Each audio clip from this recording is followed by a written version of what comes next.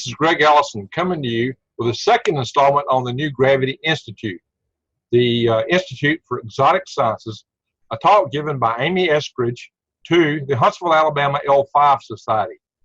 And after this will be other videos, including one coming up with Richard Hoover on life in the universe.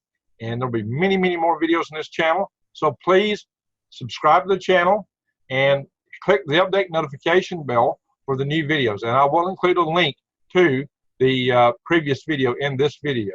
So I hope you enjoy this video.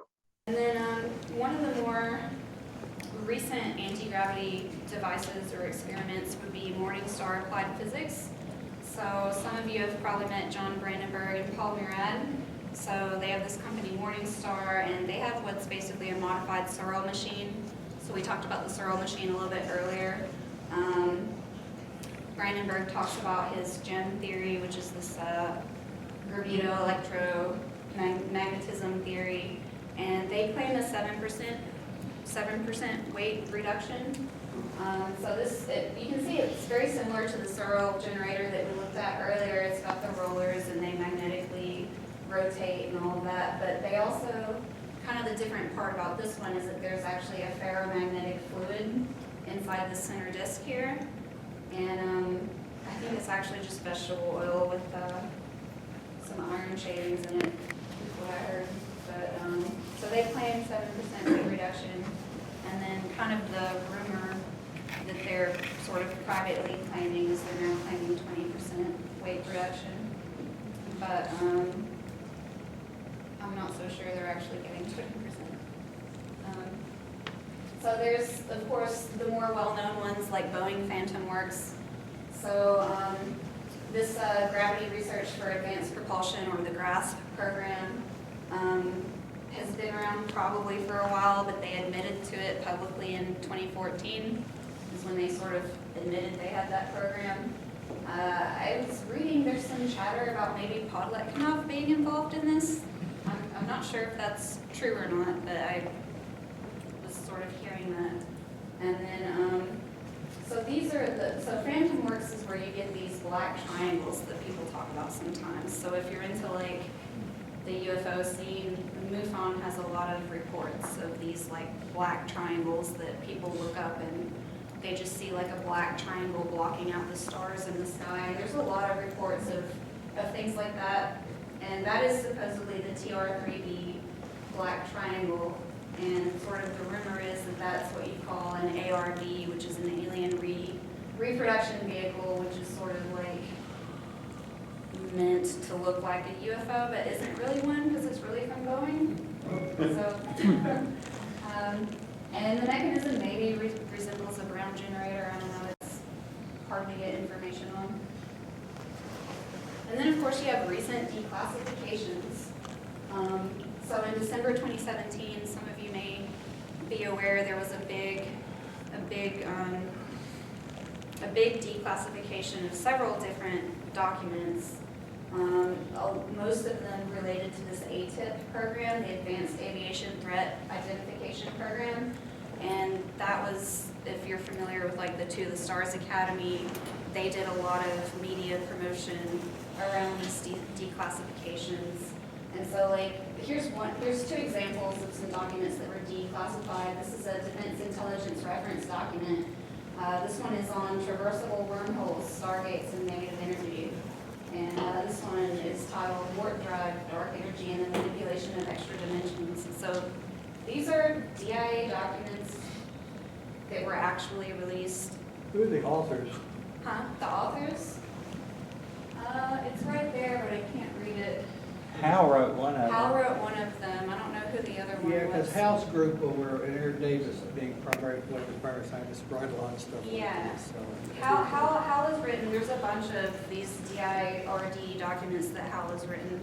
I've got a bunch of them on the Hal wrote one about how if you could manipulate space-time, then you could essentially fall towards any direction you wanted to fall, Yeah. and that it also affected time, which would make a UFO difficult to shoot down because Yeah. the bullets come at them, but they have all weight to do something about it inside the craft. Yeah, Hal talks about a space-time bubble around the craft, and so it looks like they're going really fast, but to them inside the ship, they're going at a normal speed.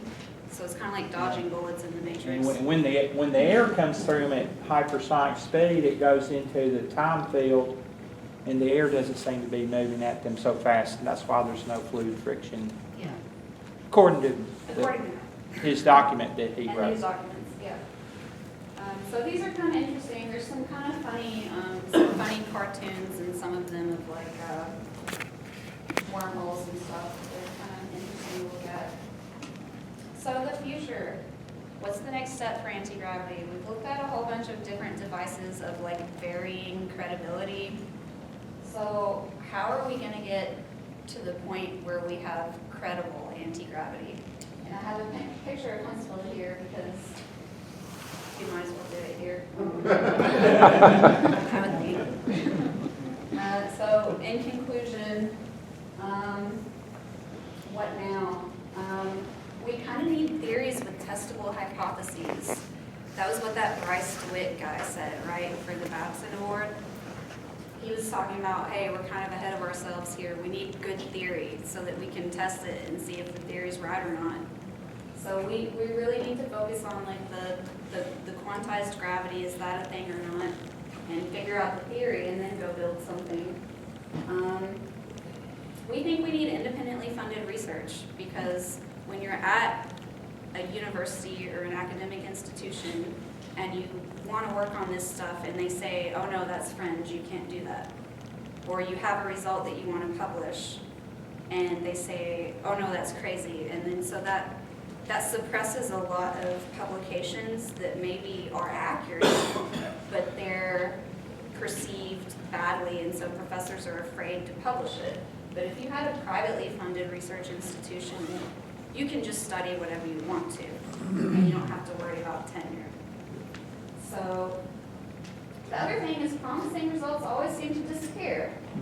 So like, Can you build an antenna which will be able to receive frequencies with wavelengths of 10 to minus 29 meters? Now, sir, those frequencies do exist. All we need is an antenna. yeah, And if we build an antenna and add rectifier to it, we will get lots of DC current. yeah. So you're talking about like the high frequency gravity wave Correct? antenna. But high frequency, Yeah, I don't need just ultra high like gamma rays or something. yeah. But wavelengths of 10 to minus 30. Well, if you're familiar with Ray Chow, he talks quite a bit about gravity wave transducers using superconductors as basically a gravity Those are still antenna. operating in nanometers. Yeah, We are talking about 10 to 30 is a distance between molecules and nuclear. Electron and nucleus. So we need that antenna. yeah, Because where does the energy come from which keeps electrons spinning around nucleus yeah. without slowing down at all? Well, yeah, Those that's- are the ones with the energy, those are the antennas which somehow rectify frequencies coming from outer space and provide the propulsion survival. yeah. Now, some of those electrons obviously quit spinning. And what happens? Can you name an element that has nucleus only and no spinning electrons around it? Can you name that element and where does it exist? Well, that would just be a proton, I guess. Well, a neutron will decay in 11 minutes, I think. Well, every atom, every element we have today contains a nucleus and at least one electron spinning around it.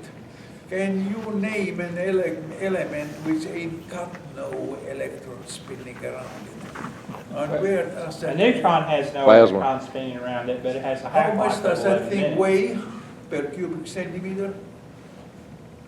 What does it weigh? Correct? 1,800 times the weight of an electron.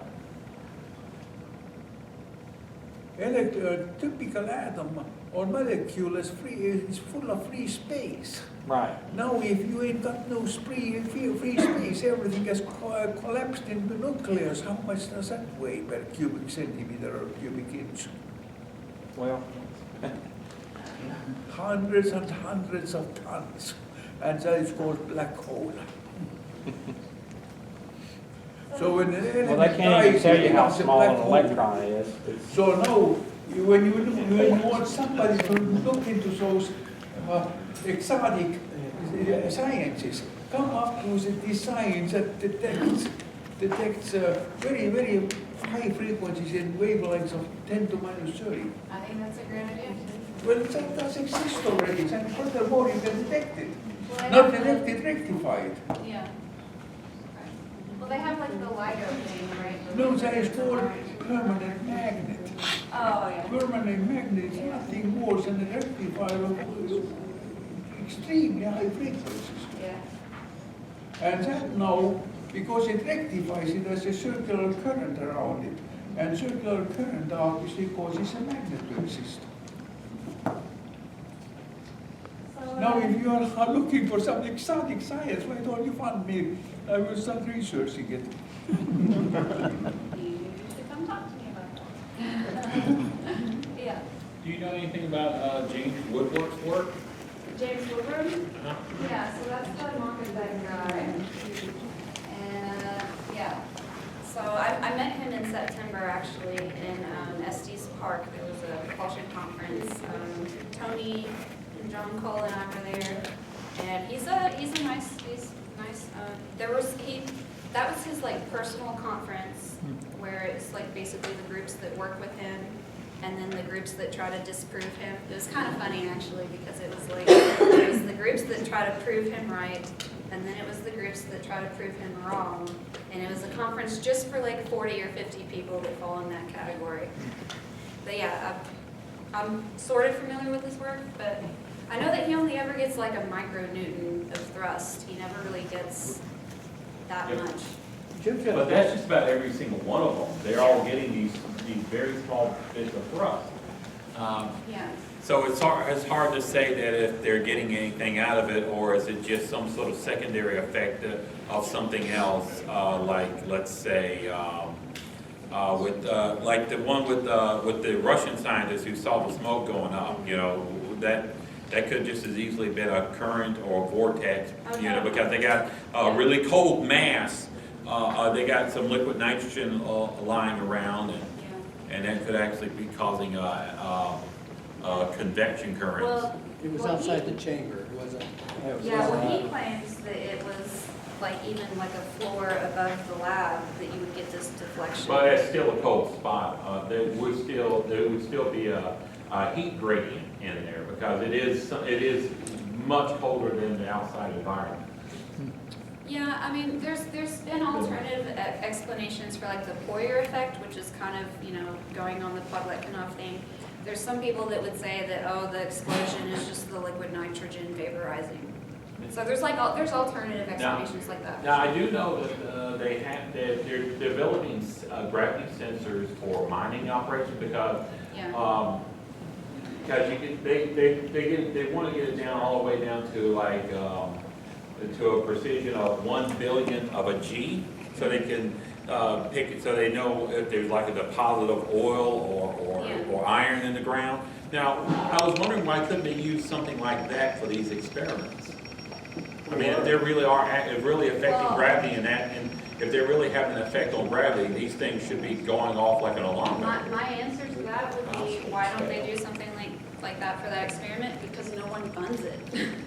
That's why they don't do that. These gravity meters No that one you're funds talking about, they tend to set them down and it's there for days or hours at a time to see the gravitational shifts and things. We actually had one at Marshall and found out very quick that it was worthless to us because we were looking for stuff that were happening in milliseconds, not something that's happening over hours and days. Okay. So the frequency is real low for those things. Okay. My recollection of the Lily original work was that it was stated that above this spinning disk, there was a reduction in the gravitational attraction. Right. Even several floors up in a building. Yeah, Pogletkinov said the same thing, yeah. And that caused, we had a lot of debates about things about space science, like this was all going on. And that caused a number of people to, including myself, to say, you know, this would be really neat because you could make the equivalent of a simple water wheel by taking a bunch of rods with large mass on them, put it in front of the mass above the spinning disc, and then on the next floor, the same kind of thing. You could run run a generator and produce electrical current from one of them to continue driving the device, and then all the rest of them above would be producing electricity Right. without having to spend anything. So it would be a way of generating large amounts of energy for free. Right. So that was one of the problems, this kind of a conundrum, Yeah. an apparent production of a perpetual motion machine. Yeah. Caused us to have problems with the Ningley original results. My understanding of the Ningley, like, sort of roadblock, and maybe you can tell me if this is accurate, but I heard that she was trying to make the discs too big and that they would crack all the time. And that she spent all her time trying to make these big discs, and they kept cracking, instead of just making some smaller ones and getting some results. We did make some small ones. Oh, okay. But she really focused on it because I Yeah. think that she was looking for results, and let's be honest, you're looking for money, Yeah. and the only way you get more money is you have to find some kind of results for people to hang their hat. Yeah. Her theory was if you go to a bigger disc, you'll see more Bigger results. results, yeah. Can you tell us exactly what kind of measurements were made to quantitatively determine what the magnitude of the effect was? I don't think she got that far, did she? I mean, she reported that she was seeing a certain percentage of reduction Yeah. in. Yeah. I was wondering. I don't think she ever reported anything about taking any gravity. I think she just published a lot of She just theories. had that paper she published that Yeah. suggested that there should be an effect. You may be thinking of Paul Letkenhoff, because he did publish a 2% weight loss. And I don't remember Yeah. from the paper, wasn't clear to me what Yeah. exact mechanism he Um, was using for Well, measuring. Poyer had a little accelerometer on his thing, I think. Dad, do you remember how Paul Letkenhoff measured his force? Well, there were two Podletnikoff experiments. The first one was the spinning disc. Yeah. The second one was the impulsive electrical experiment that was said to have produced a gravity wave that was collimated that would like disturb a rubber ball hanging on a string in a vacuum, and you could move it to the next building across the street and it would still disturb it. Anyway, that's what they said, although, you know, they never would show a film of it. They were doing it at the Moscow Institute. That's what he did after he left Tampere, Finland, and went to Moscow, and then he published this paper with this. Where in Moscow, which institute? I don't remember the exact name. They call it the Moscow Institute, or It's a materials institute of some sort. anyway, they used a big megavolt Marx bank and a chamber. Yeah. So I don't know if that one's been replicated by anybody.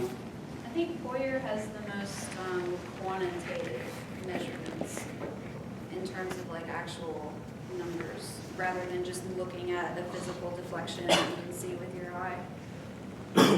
Hathaway did a small experiment. He had a 4-inch disc, but it wasn't a 2-layer or anything. It was just YBCO disc. He didn't see anything. I don't think he used the voltages as high as Letkenhoff did either. Yeah, and Poyer was using about 2 kilovolts too, Yeah. so it's much lower. Letkenhoff was using about 500,000 volts. Yeah. Well, the Poyer test that was done at NASA, it was the force was measured with the little fiberglass rod that went down into the liquid nitrogen vapor, and it had a little accelerometer on it, so the vibration that went up the fiberglass rod would read the vibration, and you could get like a force, like thrust measurement off of that. Yeah, we got in excess of 500 Gs, but we never reproduced the waves that he claimed, except for we did float. We put a second superconductor under the dewar, just in a coffee cup, and we floated a little magnet on top of that, you know, where you levitate a magnet. And when we fired the Poyer device, the little magnet, with the theory being that if we made a gravity wave by putting electricity through a superconductor, that maybe the inverse would also be true. That if a wave going through the superconductor might produce a current. So if you levitate a small magnet just by the Meissner effect right over a superconductor, that's because there's a supercurrent which is generated by the magnetic field produced by the magnet, which exactly mirrors the field and makes the magnet float. So we thought perhaps if we put that underneath the dewar, very close to it, that would be disturbed.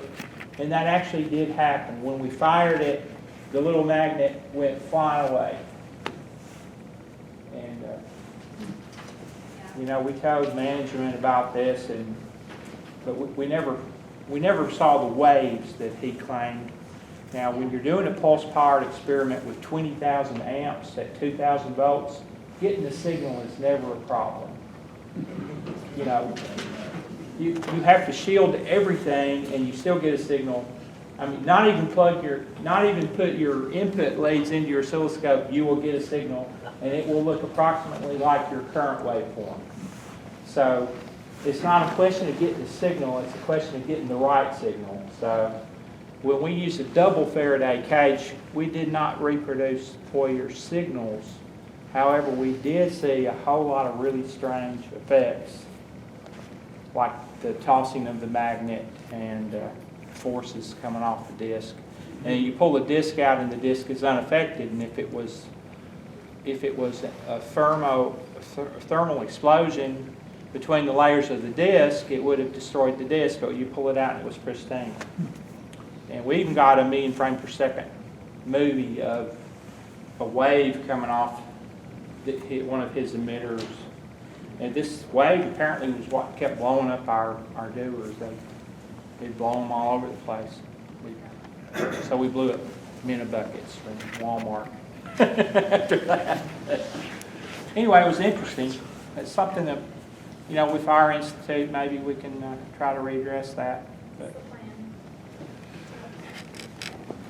we talked about funding, and that seems to be the common denominator of all this stuff. Yeah. Is funding or lack of it. Yeah. Where is there any money? Do you know, are you aware of any private money that's being spent on this? Or Yes. is anybody talking to angel investors or that sort of stuff? Or Let me give you the down low on the funding situation.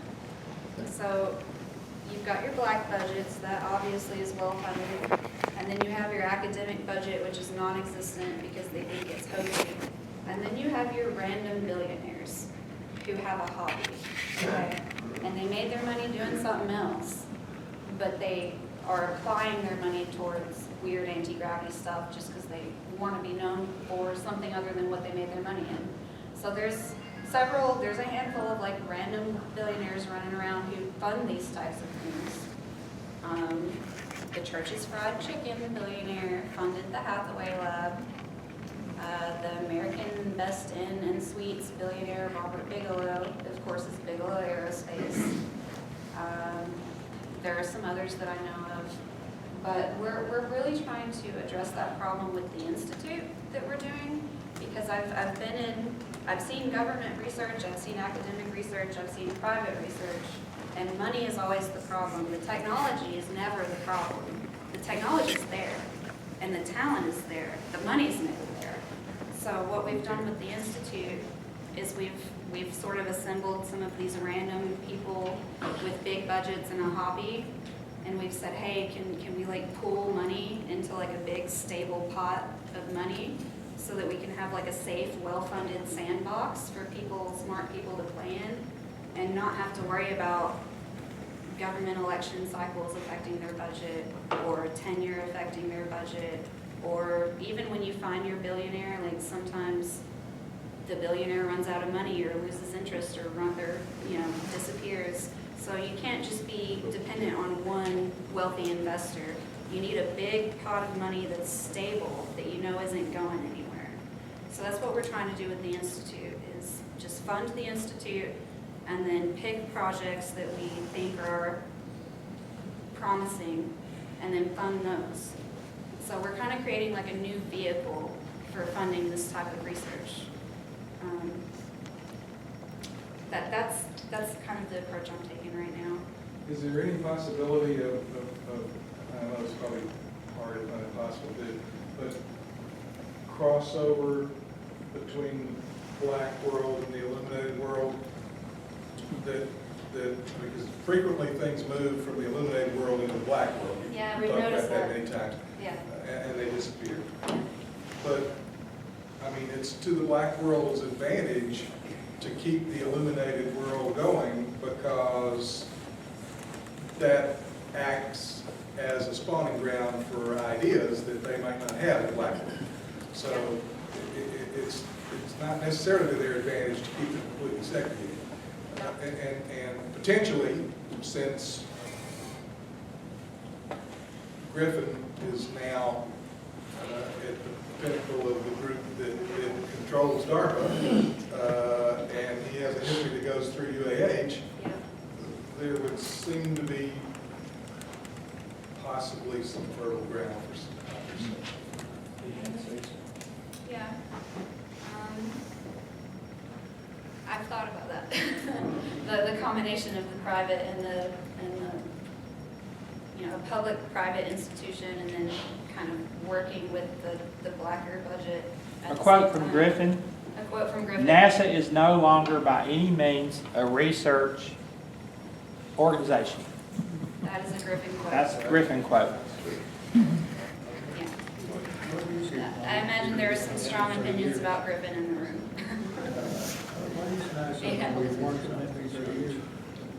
Can you tell us about the institutes and where you're located? Yeah, that's what I want to ask. Yeah. Tell us, is it nonprofit?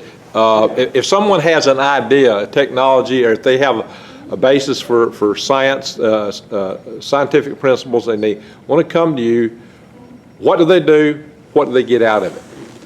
Well, so we're trying to make sort of an environment where smart people can gather and experiment with ideas and be rewarded for their intellectual property. How?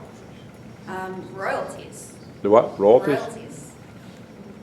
Generous royalties. So you're a corporation, or We're a public benefit corporation, Okay. which is a newly legislated form of entity, which is kind of like a nonprofit, kind of like a C Corp. So basically we have a public benefit mission, which is the furtherance of public science, in our case. And then we're privately, so a B Corp can take investment and give investors a return, whereas a nonprofit cannot. So since we were trying to attract these like random high net worth individuals, we really wanted to be a B Corp and not a nonprofit so that we could take their investment and give them a return for their investment. So that's why we're a B Corp. B Corps actually don't exist in the state of Alabama, which is why we're registered in Delaware. Some states have them, some don't. But, yeah, so we're planning on negotiating generous royalty rights to the inventor, because you can go over on the arsenal and you can invent for 40 years or 30 years and never see a royalty, even though it was your idea. Or you can come to the Institute and get a generous cut of your own intellectual property. And we, of course, would have the resources to commercialize your... yeah, that's the next step. You've got to be able to get someone to Yeah, we have to manufacture get it. something valuable out of it. And that's a So- different entity usually. Yeah, so we put the resources into funding the research, and we put the resources into making money off of the research, which is commercialization or patent sales or licensing or a variety of mechanisms. So we're, you asked about the location. Yeah, tell us about where you Yeah. are. So what your plans are. we're going to be building a building next year. So we have a temporary lab space right now in Huntsville. We have a lab space in Calgary with our Canadian co-founders. And then right now we're closing money to build basically a big facility here in town. So it's going to be about a 100,000 square foot facility. And it's going to have, you know, RF labs and optics labs and a materials lab and a machine shop and spaces that you can rent. If you have a company, you can come rent a space and then share our machine shop, so you don't have to make your own machine shop. We have that already. So it's going to be like a community space where you can actually get some of this research done. And then we'll have funding as well for people. So that's the whole point, is to make it easier for the inventor to invent, because inventors spend so much time worrying about where the next dollar is going to come from, and they shouldn't have to worry about that. They should be thinking about the science and the technology. So that's what we're trying to do. So where does the money actually come from? From investors in general? Yeah. Not contracts? We'll be doing contracts, but we are taking investment capital right now. Yeah, so we'll have equity investors. So there are you do have shares, just that? Yeah. Okay. The shares are traded just like a C Corp. Okay, I know how that works. Yeah, and it's taxed just like a C Corp. But you just have this public benefit mission, which is, in our case, furthering public science. And you already have a suite of potentially interested investors? Yeah, we're closing that right now. Okay, good. Yeah, so, yeah, we've got, Ego money. handful of Rich people. man, ego money, right? That's where it comes from usually. Yeah. There's some of those random rich people with pet projects that they want to work on. So, but they see the value in the research. You know, they're usually people who, your ideal investor isn't someone that you have to convince that the research is valuable. Your ideal investor already knows that the research is valuable and is interested in giving you money. So you go find those people. You don't try to convince someone who's skeptical. You go to the person who already believes in the cause. So what about the innovator who's afraid of disappearing? That's a whole nother problem. I think doing it in the public is better in that case. But that's a different. It still doesn't mean it won't disappear. Even if you do it in the public, it still don't mean that the inventor won't disappear for lots of reasons. Like Ming Lee.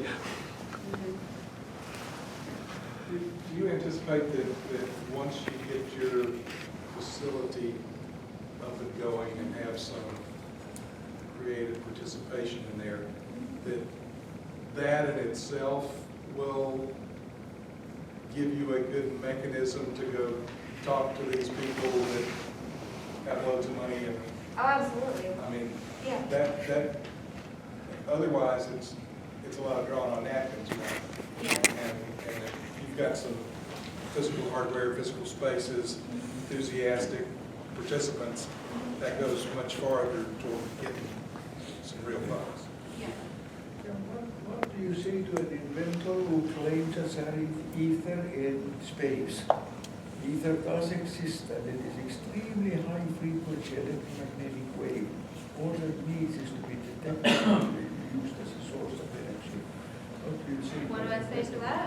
I would say I believe in ether, and I would be interested in talking about that. Yeah. Tesla believed in the ether. He was pretty smart.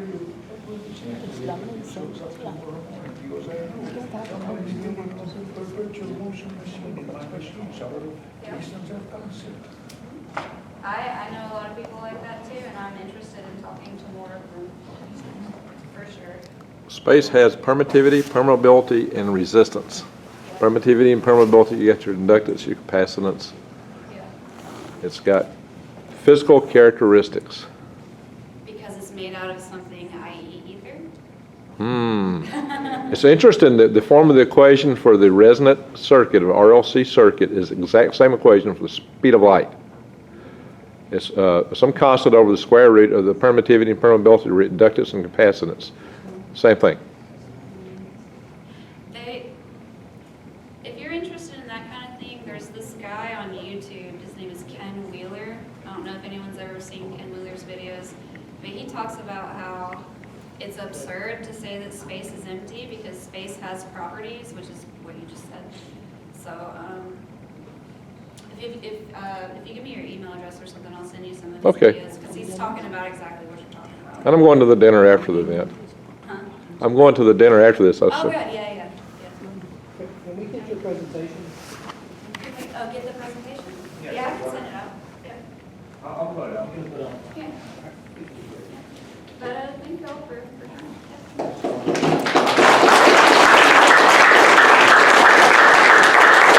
Don't forget, subscribe to the channel and bang the bell because we've got a lot more exciting videos to come here on Galactic Greg's.